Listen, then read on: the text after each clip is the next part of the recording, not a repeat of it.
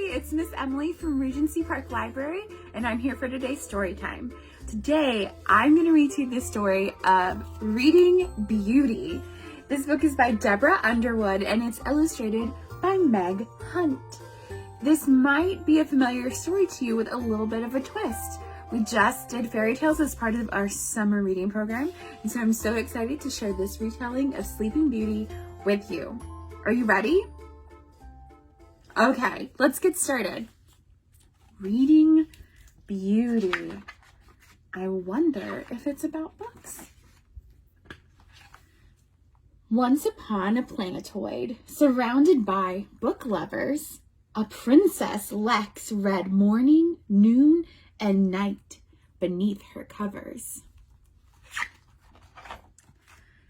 Lex's bedroom brimmed with books. She read them at top speed.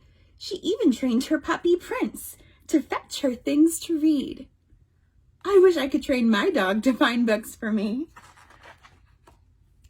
But on her 15th birthday, Lex awoke.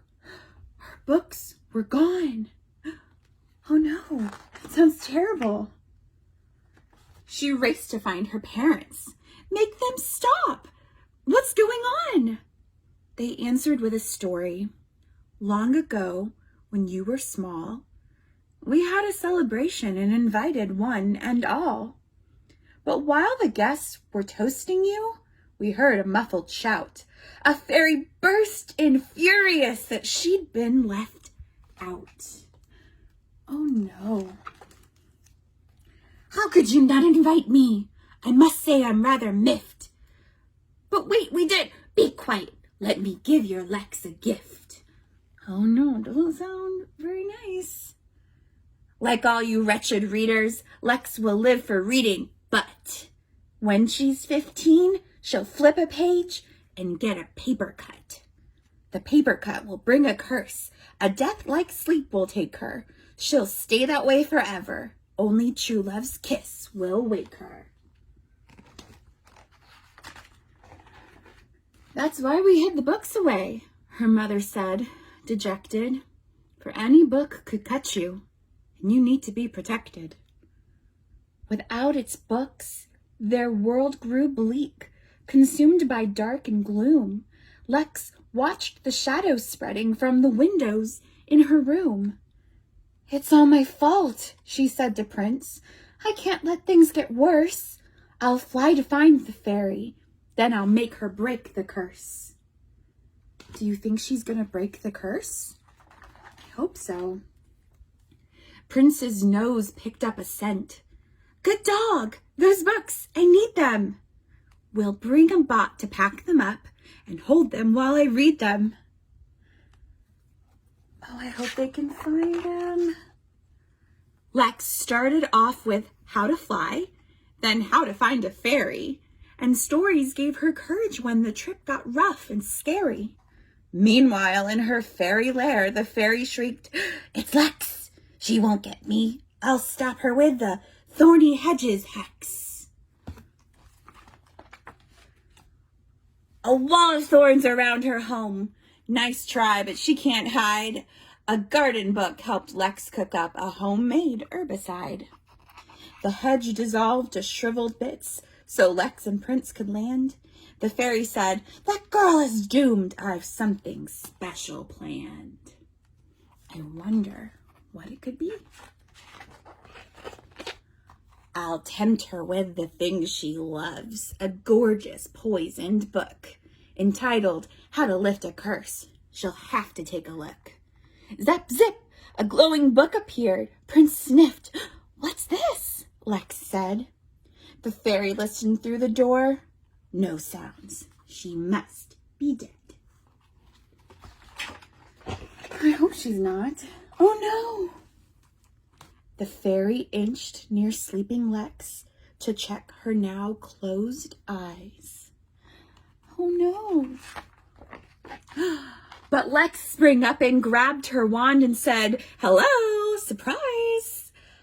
I got quite good at faking sleep when I was just a kid, so I could read past bedtime. Now about that curse you did. That was so sneaky.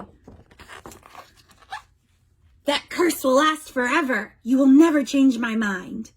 Then Prince nudged Lex's leg and barked. Lex looked.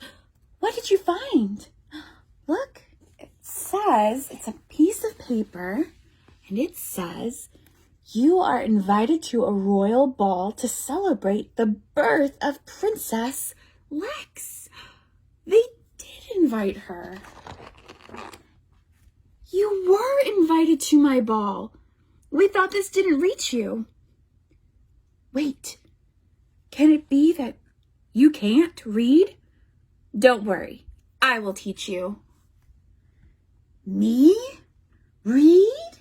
In her excitement, the poor fairy didn't think. She touched the book. She turned ghost white and crumpled in a blink. Uh-oh. The fairy cursed herself, cried Lex. We need to help her. Quick! Prince ran up and gave the fairy's face a sloppy lick. The fairy slowly came to life. What happened? I'm not dead. Oh, Prince loves everyone. Lex shrugged. She smiled and scratched his head. So Lex came home. The books came back. The land was filled with laughter. I'm so relieved. The fairy found a job. And all read happily ever after. Look at that. What job does the fairy have? Do you see? That's right. She's a librarian. Well, that was such a good story. What was your favorite part? I really, really liked the end when the fairy became a librarian. That's so awesome. Well, we're so thankful that you turned in for Storytime today. I'm really glad I got to share that special story with you. Please, please, please keep following us on our social media and watching all of our story times. And tell us, what are you doing for fall? What's your favorite story to read? I can't wait to read your answers. I hope you have a really, really good week. Bye.